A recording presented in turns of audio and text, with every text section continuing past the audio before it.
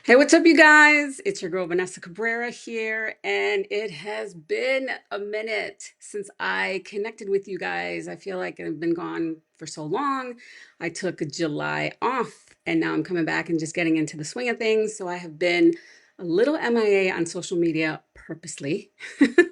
I needed a break, and I usually take it in July, but I am back and getting the child back to school, the routines, all of the things. Mom and dads, you know what I'm talking about, right?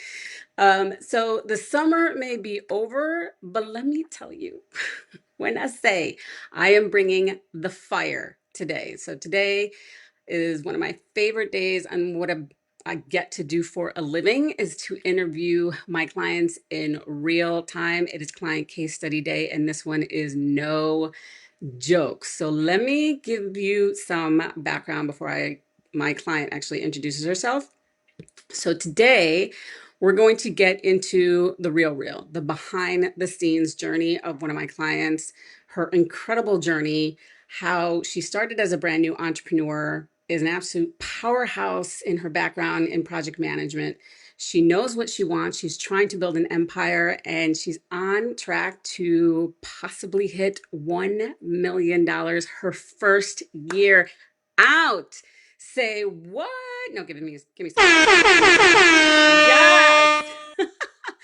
So check it. So here's the thing though, it wasn't always like this and it's not always easy. And if you guys have been following me for a while, I don't give you any bullshit. I give it to you for real. There's no fluff with me. And so a lot of people always ask me, Vanessa, how the hell are you doing this? How are your clients doing this? And so this is one of the reasons I interview my clients so you can hear it directly from them. Cool? Yes, yes. All right. Well, without further ado, Rachel Losser, the badass that you are, can you do me a favor and introduce yourself? Hello. Okay, thank you so much for that lovely intro. My name is Rachel Losser. I lead a delivery-focused firm that helps companies tackle their biggest, most mission-critical projects and fundamentally change how they operate, which is a lot and super exciting. I got into this, I've been doing project management my whole career, got into this early on, fell in love with it, fell in love with consulting just because it feels like I can do so much more, jumping from client to client. Yeah, and decided to start this business a little bit over a year ago, and boy, has it been crazy. I bet. I bet. All right. So let's get into it, Rachel. So the first thing I want to ask, there's a lot I want to ask, but the first thing I want to ask is before we started working together or within your first year, year and a half, so to speak, what are some of the struggles that you've faced this first year out? I think what has been and probably continues to be the struggle is starting out as an entrepreneur, being the only, employee of the company, and being able to tackle all the client work and do the sales, do the marketing. It's like you're everything.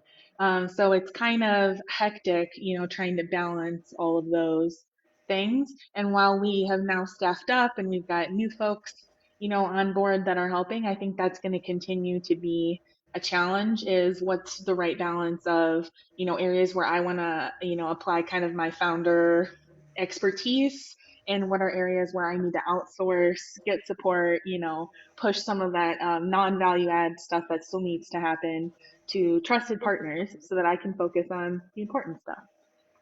Got it. Okay. So doing it on your own, wearing all the hats, right? That's All the pretty much hats. all the That's hats. I know. probably the hardest part. Yeah. As first entrepreneurs, we get it. Been there, bought the t-shirt. I remember those days. All right. So you've had a lot of success over your career before you started this business, right? So at one point, did you want to start this business? What like pushed you to do this and being like, you know what, I'm just going to try on my own? Yeah, I mean, I had just at a, if I zoom back like, maybe 6, 7 years, I was at a point where I like had some personal debt I wanted to pay off and, I was project managing and I had hit a little bit of a lull like in my work stuff. And I was like, you know what? I'm just going to give this a go and see if I can do something part time. So I started trolling like different sites that, can hire contractors. And, long story long on that, I ended up landing a couple of like really small consulting engagements and like thoroughly fell in love with the experience of consulting versus being sort of like a citizen project manager in a company. It's just Okay. a whole different ball game. And like as soon as I got a taste of it, I was like, oh, there's something here. This is going to be, in there somewhere. Kind of put that aside because work got really crazy. I was getting married. I was doing like a big certification, starting my MBA. It was like all the things. So I was like, we're going to just put a pin in that. And then, yeah, got past all those things, finished my MBA, and, I think it's the Capricorn thing that I can just never stop and have a lull. So, so yeah, just decided, all right, this is going to be my time and just kind of planned for it and off we go. And when I gave notice to my job, from that notice period, I Mhm. landed my first client before I left. So, and ever since then, it's been crazy You've in a been in a going. great way, but also just like the work never stops. And these are definitely champagne problems, but there's so much going on. Yeah. So you landed your client before you left. That's amazing. So that's Yeah, like a clear telltale. You're like, okay, this may work. absolutely. Yeah, that was a big signal for me that the universe agrees. Yes, the universe has its ways of telling you signs if you just pay attention, right? Okay, Absolutely. so this was one of like my personal questions when you and I started working together because I've worked with so many badass women entrepreneurs throughout Jesus over a decade now, and I've never had one that started her business. I normally work with women who are established and they're ready to scale and all the things. I've worked with a couple of startups because they were like you, very ambitious, their work ethic. I'm like, okay, we could work together. But since you're so early in your entrepreneurial journey, it's very rare, in my perspective and in my journey, to ask for help or hire a coach or mentor or something so early on, right? So, what made you decide that now was the time to invest in business coaching, your first year and a half out? Yeah, thank you. Such a thoughtful question. I knew very early on that my options were to sort of struggle through it and figure it out myself, or just invest in a trusted partner and like take the shortcut to success. And so, being as busy as we were with client work, I was like, I just personally don't have the time to try to sort of like, fight my way through it. And I think there's a lot of key strategic areas that in the business where I chose to invest in order to just kind of take that like giant magnitude leap forward. And I feel that with the marketing team that we worked with, I feel that way working with you. Like I just know working with you probably saved me like probably like 3 years of like attempting to figure it out because we were just able to get in, get a strategy. We're meeting weekly, holding me accountable. So I just feel like that investment has helped a lot to just push these kind of key areas forward. Wow, I have to say, Rachel, that is really freaking smart. You are a hell lot smarter than me when I first started. And the fact that you're like, I know I would have been struggling or stuck for 3 years. When I started, I was actually struggling and stuck for four years because of that, because of probably my ego. I'm like, I'll figure it out. I got this. Everyone's supposed to struggle, all of the things. And it was such bullshit what I was telling myself. But I also didn't know what I didn't know. So the fact that you knew so early on, you're like, you know what? Let me just get some help, take the shortcut of knowing what you need to know in order to scale your business. That's so damn mature of you and hella smart because it takes so many new entrepreneurs to get that. And they struggle for so long in the very beginning, where the fact that you knew this early on is extremely impressive. So that I always wondered that when we started working, I'm like, how did she know? I wish I invested early on. I would have been, woo, girl, on the fast track, right? Got it. Okay. So when we first, Just to like add on to that too, yeah, I feel like that throughout like your business life cycle, you should be thinking of those things. Like, is it your competitive advantage thing that you're good at? Okay, keep that in house. And if it's not that, then find somebody who's really good at it and, get their support. yeah, And there's lots of reasons why someone might not be able to, but if you're in a position to do so, take the shortcut. yeah, 100%. Love it. All right. So when we first started working together, what were some of the first shifts or changes that you felt made a difference? Um, Probably, this is going to sound really corny, but probably mindset. I would say that's probably the biggest thing is like working with you and just the entrepreneurial mindset in general. Um, has been probably like the biggest transformation for me. Especially around what you do in like social media strategy. I feel like I was making it so hard. Like you know, those perfectionist peeps, like I was making it way harder than it had to be. And it took someone literally sitting me down and being like, no, just post it. Just like say what's on your mind. Like why are we making like rocket science out of like LinkedIn posts?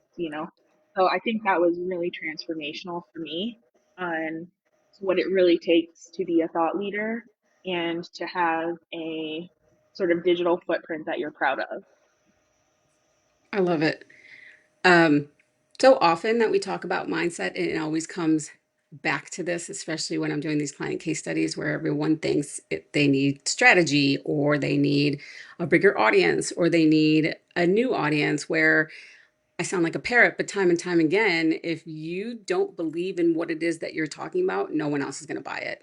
So the fact that that shifted for you early on, where you're just like, post the damn thing, just post the damn thing and see what happens is huge. Was there any other mindsets besides the perfectionism and overthinking of social media, which I know a lot of people can relate to? Was there anything else that shifted for you that maybe surprised you throughout this program? Yes, I think the concept that not everything I post is for everyone was Mm, like really huge for me. And I think totally kind of changed how I'm thinking about it. Because when you and I were working together, we're like, hey, you're talking to like your ideal client and you're talking to like the person that you want to get an intro call with. And all of my socials are kind of catered around that. So for me, that's PMO leader, high level executive in the company, someone that wants to like fundamentally transform how their business does work. So I'm talking to those people, and I'm not talking to the ones that have really tight budgets and are gonna make me jump through a lot of hoops to work together. Like I'm looking for someone that's ready to jump in, partner, and go. And all of my, everything I'm saying is like catered to that person. And I think that was huge for me to like understand. mhm. Um, is that just because I'm still LinkedIn connected with all my like old college buddies and everything, I'm not necessarily talking to them. Talking to them. Got it. That's huge. That's a huge aha moment. And that changes the game, right? That changes the game. It gets it more clear on who you're speaking to and how you're supposed to speak to them, right? It gets to be Absolutely. easy. I don't know if I'm quite at easy, but easier for sure. Easier, right? It's a yeah. Let's give it a minute. It's only been a year and a half, and we've only been working together for 2 months, but it's getting to be easier. Yes. Yeah, yeah. I'm actually, I've been reflecting a lot, especially like kind of July, August is, kind of a mid-year point. It's where I redo all of my like projections for the year and everything. And it's a good time to just like reflect. And I Hmm. am shocked like how much I feel like ground we've covered in such a short amount of time. Yeah, for sure. 100%. So we not only worked on your positioning, but we've worked on positioning your team differently in the marketplace as well, right? So, can you explain what you've learned from this strategy and how it's changed your visibility and your overall team's visibility? Because it's not just Rachel now running this empire, she's also built one hell of a team behind her or with her. Yes, I would love to. So, a kind of general thought process for myself, and let me just kind of back up and for anybody who's not familiar with consulting, there's kind of like two main tracks, or I'll say like maybe three main tracks. As a founder, you can just be an independent consultant, essentially. You can go work in a bigger consultancy, or you can do what I am doing, which is crazy, which is building like a consultancy. So not only am I staffing myself on projects, but now I'm staffing like a large team of a mix of employees and contractors onto projects. So that is pretty atypical, I guess, in terms of what people want to do when they get into consulting. Usually they just want to staff themselves onto projects. And so knowing that I have this rich network of consultants I've worked with before, and knowing that I wanted to get out there in the market and sell these like consulting positions and really like grow the business, I knew that I needed to elevate myself, therefore elevating the entire brand. So when I'm talking online, I'm not saying, oh, I'm doing this. I'm saying like my team is doing all of these things. I'm talking about the things that we are doing, and I'm taking a lot of steps to get myself essentially to the point of, I'm not quite there yet, but the vision and the long-term goal is to be like as close to a celebrity expert in project management as one could be. So it takes consistency, it takes a lot of, being very, very consistent in the industry, but that is the goal. And I want to get to the point that if someone were to see my digital footprint and hit I want an intro call, or I want to like reach out, like I would want it myself to be at such a level they would never think that I would be the first person that they would talk to, because I have such a big team behind me. And so some of that is in actuality, we are growing to that level. And then Hmm. some of it is also just crafting my digital footprint and, kind of fake it till you make it until you make it, if that makes sense. Yeah. Okay. So I love this. So the one thing that I heard and what you were saying is that, and I want my audience, whoever's watching this, to take this away and take away all these nuggets as how you will naturally. But what I heard is that you are so damn clear. You are so damn clear on where you want to be as far as like your visibility, your branding. You want to be like the ultimate rock star in your industry to the point where someone like lands a meeting with you, they're like, holy crap, I'm about to talk to Rachel Losser, right? That is so damn clear. And I just want to make a point to that because half the time why so many entrepreneurs are struggling with social media, with their marketing, with scaling the business, all of the things, is that they're functioning through chaos, right? They don't know what it is that they want. Once you are hella clear, like you just stated beautifully right now, you're like, okay, Vanessa, this is what I want. This is what I'm working for. And you said it beautifully, super simple, all of the things, right? Then everything becomes, again, it gets to be easier because now you know what you're doing and why, right? Everyone just like wakes up on a Monday morning or whatnot, and they're just throwing crap on the wall, posting whatever just to post without real clarity on what it is that they want. So the fact that you are hella clear on where you want this to go, that's like chef's kiss to me. I'm like, she's gonna be all right. And that's the reason why she's on her way to almost hitting 1 million. Y'all are taking notes. Take these notes. All right. Thank you. So speaking of 1 million your first year out, let's talk numbers because this is why a lot of people are tuning in and they're like, oh my gosh, how in the world are you possibly about to hit 1 million in a year and a half's time? So where are you now compared to where we started or the beginning of the year? Walk us through how you got here with your numbers. Yeah, yeah. Okay. So let me explain how the company makes money, and then a lot of this will start to like add up pretty clearly. Hmm. So when I staff a contractor on a project, I have a rate that I am paying them. And then I naturally, to make money, I'm going to charge the client some percentage more, in order to cover my costs and make revenue. So when I first started, it was just me and I got my hourly rate.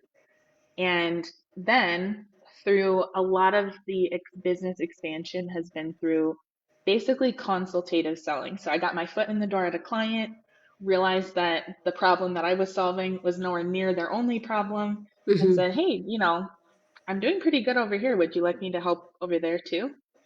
And through that was able to staff additional people at that particular client.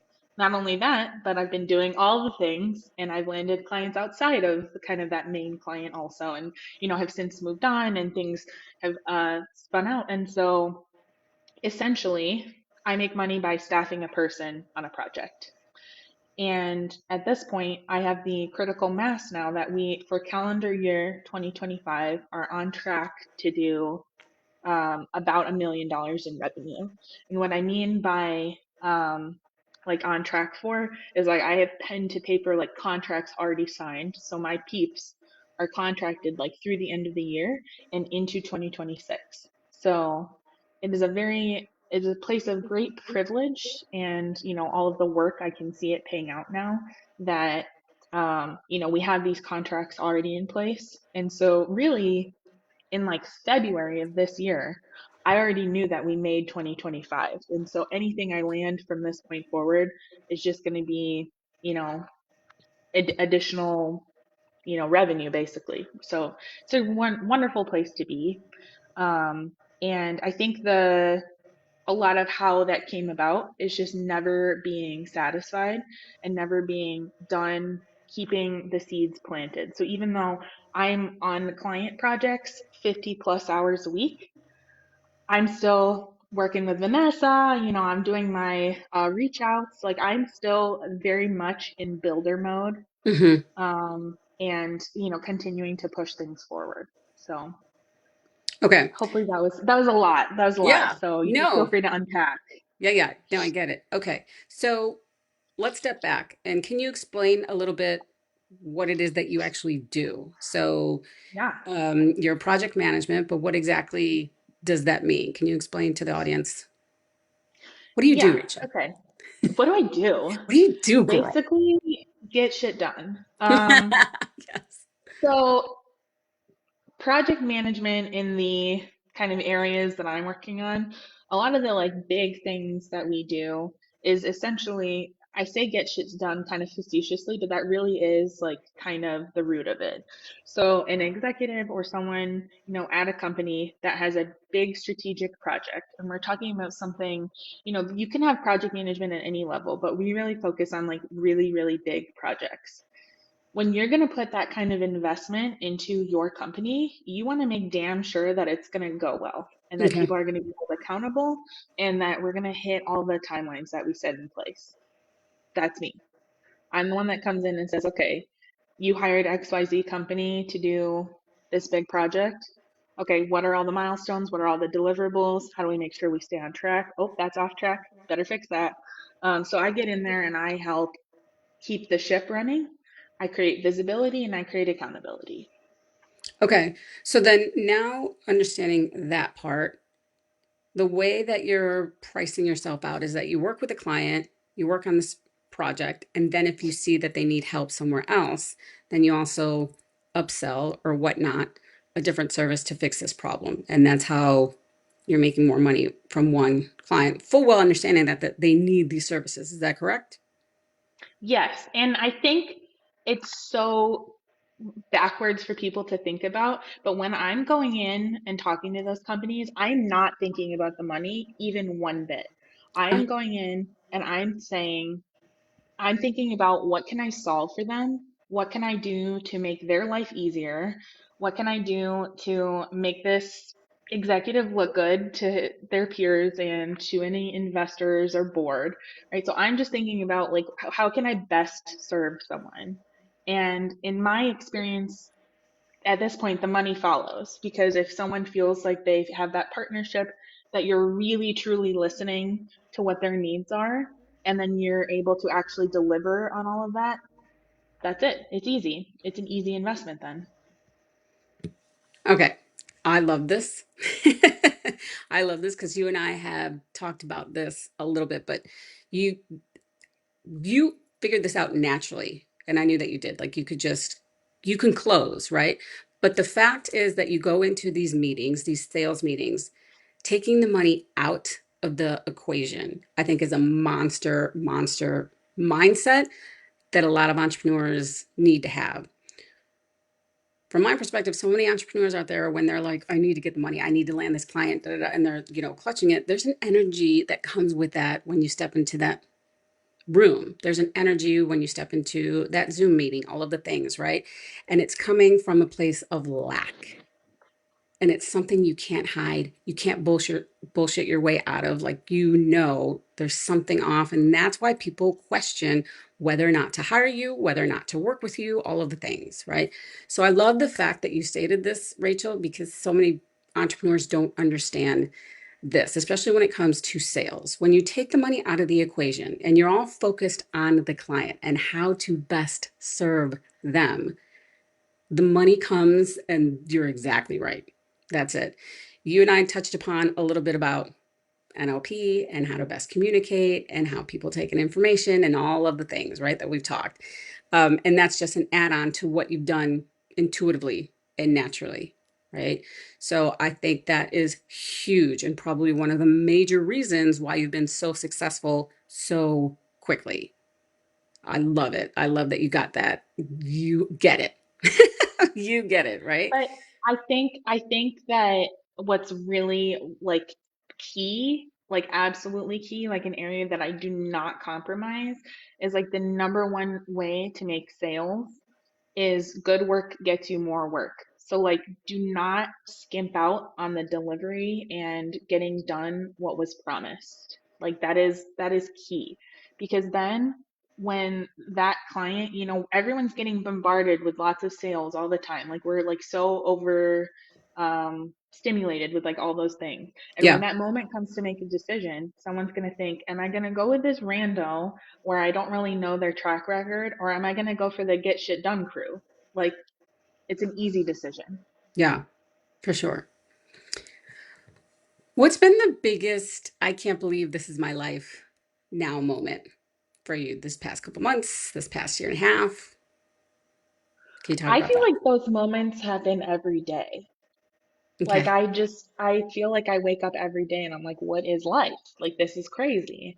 Um, I mean, there's some areas where I've worked really hard for those pinch me moments, and so I still do kind of pinch myself, but I like also know like I deserve to be here. Like sometimes, it'll just be little old me in a room with like all C-suite executives, and in those moments, I've become much more comfortable now. And even in my past, kind of work life, have become more comfortable. But those are still moments where I'm like, I thought really hard to be at this table. And then just like all the things around the business. We opened an office a couple months ago, and I pinch myself every time the whole crew's here at the office. Yeah, there's been so many wins and so many pinch me moments. Yeah, for sure. In such a short amount of time. Like it's mind-blogging, but it makes perfect sense, which is why I'm like, I need to interview you.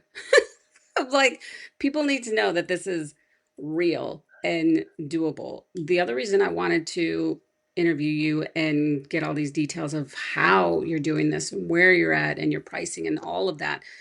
But really, I want people to understand that it doesn't take a long time. It doesn't have to take a long time. This again goes back to mindset, right? Because I was once there too when I was starting. Like in my head, I was like, I have to struggle and it's got to take a long time. And startups, they take a long time. Says who? I made that decision somewhere along my lifetime. And so what happened? I struggled. It took a long time, right? And it was hard. Okay. The minute I decided, I'm like, I'm done with this. I'm not, there's no way, as a single mom or whatnot, I'm like, I'm missing out, all of the things. It was a decision. I'm like, nope, I'm not struggling. It gets to be easy. It is easy. It's easy to make multiple five-figure months. It's easy to bring in six figures in a day. It's easy to make a mill your first year out.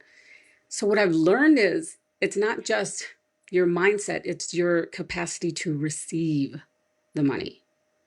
Are you able to receive these big checks on an unconscious level? And I think a lot of entrepreneurs aren't there yet. They feel like they have to struggle and this is just the norm, right? Until they get here and they're like, ah, crap. Why didn't anyone tell me?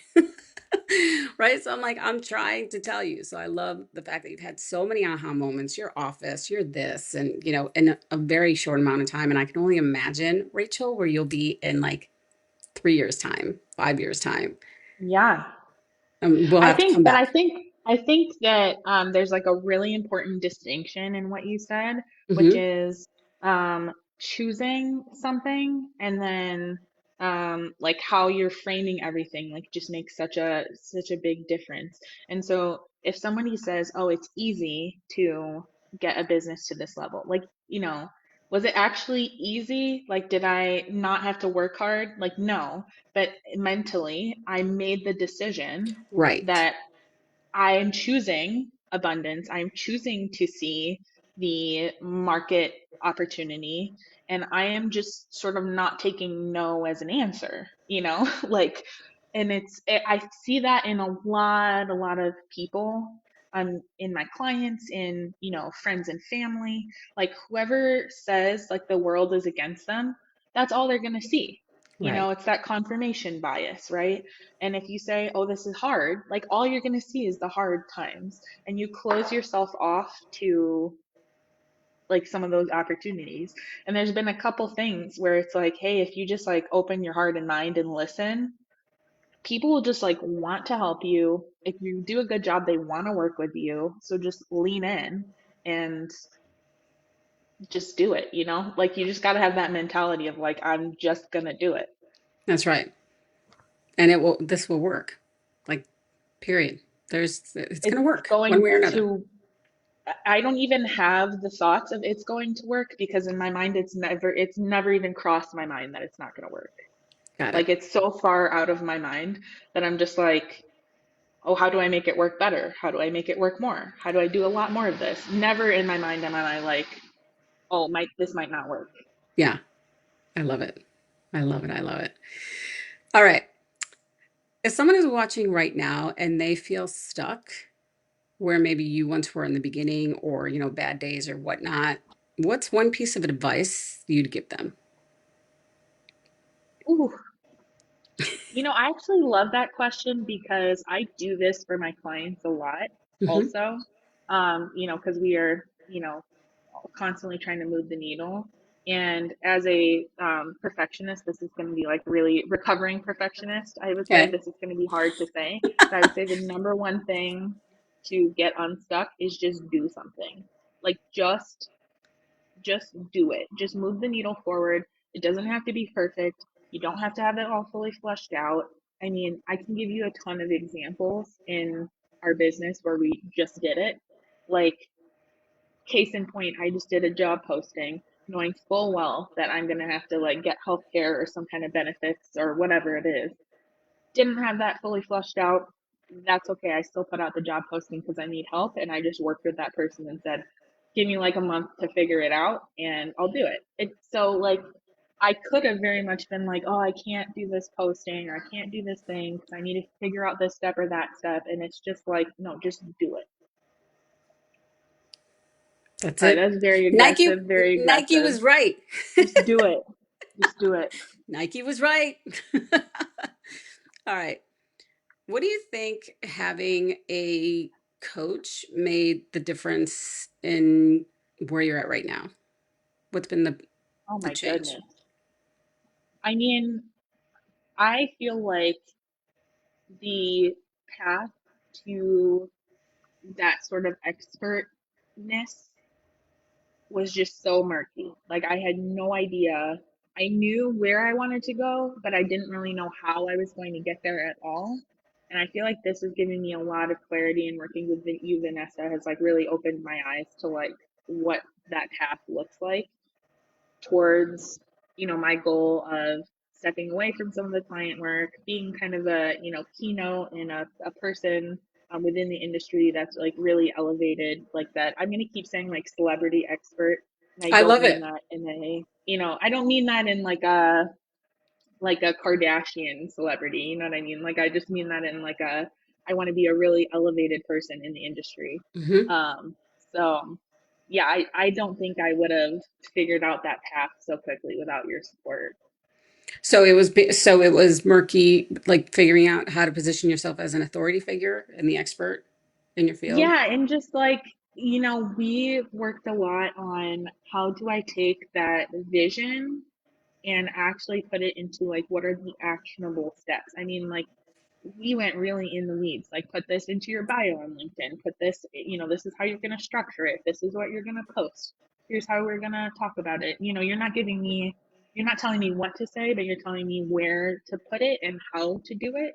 And all of the expertise comes from me. So it's yeah, I don't think I could have gotten there so quickly without that support to say, okay, this is the path to what I'm looking for. I'm curious now, what is your outlook or perspective on social media marketing or social media then and now?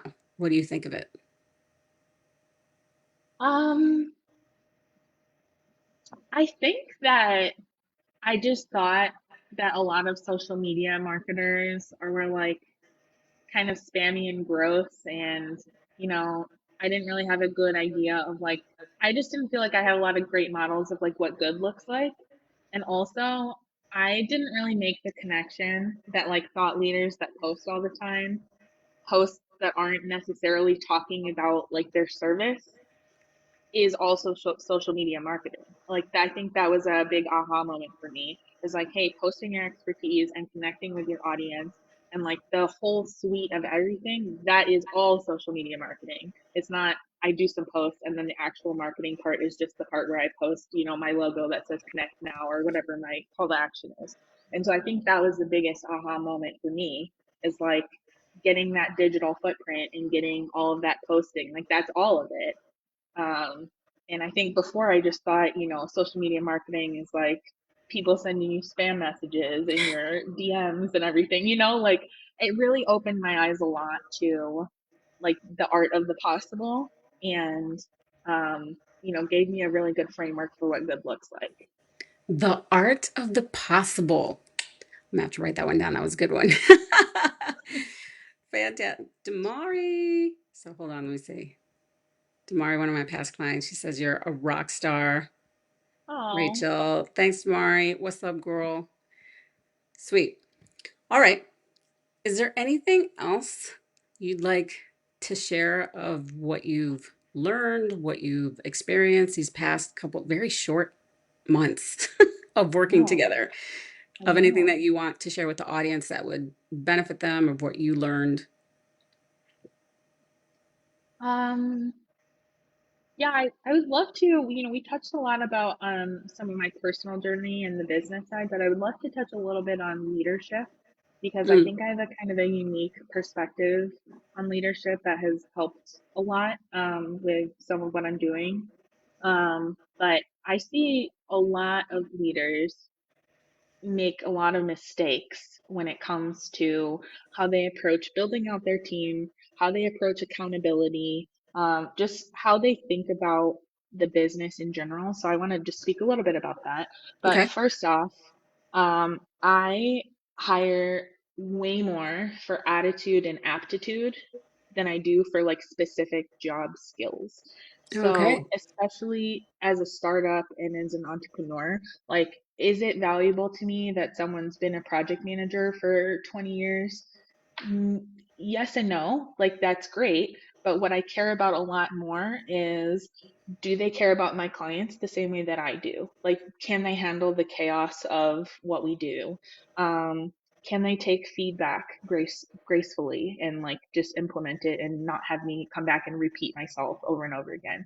So I'm looking so much more at like who are they as a partner to me than I Hmm. am into their like specific technical skills. Oh, I love that. Super smart. Okay. Thank you. Thank you. Yeah, so that's one aspect of leadership. And I think the other aspect is a something that you have to be willing to do. Something that you have to be willing to do as a leader is have difficult conversations. Mm, And I think that is something that a lot of people shy away from. And I think especially as the leader and as the like leader of the company, it's a mistake. You have to be willing to have difficult conversations and talk about accountability. And there's things that warrant it and things that don't, right? But like if I've set a deadline for a team member and they don't hit it, like I'm not gonna let that slide.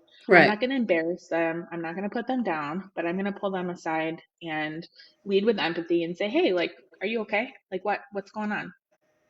And if they are okay and nothing tragic is going on, then I will reset the expectations and just say, hey, like you missed this deadline. Like we're not going to make a big deal about this. I'm not going to like hold this over your head, but like we have to hit our deadlines. Like Hmm. we made promises, we got to keep them.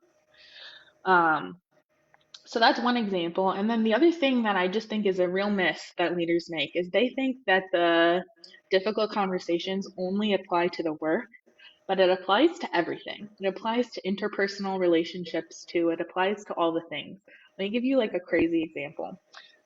In my last job, actually like 2 jobs ago, there was a person who wore like the strongest cologne. Like Okay. just, it was insane. It was so strong. People couldn't breathe. It was like all people talked about is like they're just like suffocating from like this cologne. And nobody in the leadership team like said a word about it, even though they're thinking it too. And Okay. so the it applies to all those areas. It's your job as a leader. That's your company. If someone's not attending the meeting, if someone's wearing crazy cologne, you have to pull them aside and say, hey, you're doing a great job. I appreciate everything that you're doing. The team is suffocating from your cologne. Can we But you please? stink. Because your job as a leader is to enable your team, make them feel comfortable, and support them. And so if they are made uncomfortable, no one's going to solve it. You have to solve it. I love it. Hard conversations for It's sure. it's something that I think doesn't get talked about enough, and it's I hard to agree. do. Yeah. And not just with employees, but with clients and all the things like, I remember struggling having to fire some clients where I'm just like, she is draining me. This isn't it. That's not the right fit. And held on for, probably the money as a single mom. And finally, I'm like, this ain't it. This ain't worth it. So, yeah, to have those hard conversations and to, like I said, fire clients in my experience, just ma'am, life lesson. Then life got to be easy. I love that word. It Absolutely. always comes You back know to what? me.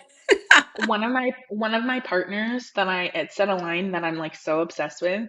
He said for hiring contractors and for working with clients, if they're not a hell yeah, then it's a no. Oh, yeah. True story. Yep. Clients have to be a hell yes, all in. Yeah, and your team too. Hmm. I love that. If it's not a hell yeah, it's a no, Yeah. because that like kind of holding on to hope or like trying to hang in there, it drains you, and you Yes. could have been spending that energy towards another hell yeah client as opposed to trying to like muck your way through this murky one. Yeah. Damn, Rachel. It's very impressive how much knowledge you have in very little time about entrepreneurship and your clients and who you want to hire. And so it's very obvious why you're about to hit 1 million in a year and a half out. It's beyond impressive. Beyond impressive. All right. So, with that, how does one get a hold of you, Miss Thing, if someone wants to work with you and has a project that they want you to handle? Absolutely. Connect with me on LinkedIn. I've got a spot where you can hit book a time with me. If it's not on there, it'll be on there in like 15 minutes. You should be able to get a hold of me there. That's the best place. That's the place where I'm most active. I love connecting with people. Awesome. Well, Rachel, I've had an absolute blast working with you in a very short amount of time. Like your work ethic and your focus and all of the things and what you've done in such a short amount of time is beyond impressive, which is why I'm like, girl, I need to interview you like yesterday. Like yesterday of what you're all doing. And now, just combining social media, like the sky is the limit. So I thank you very much for trusting me to lead you and to guide you. You are psh, like I've said in my head, I'm like, bring me 10 more Rachels. I need 10 more Rachels because that's Oh it. my It's a goodness. hell yes. Yes. All right. Thank you so much. I really appreciate this, and we should check back in a year or something and see where we're at. Oh no, I thought that. I'm like, just wait to let's see where this girl is in 2 years. Let's So go. yes, we will absolutely do a check-in in 2 years time or whatnot. All right, guys. I told you we're bringing hot, hot, right? So again, I want you guys, your takeaways from this live stream to be whatever you guys took on your own. But really, why I was so excited to interview Rachel is because it doesn't have to take a long time.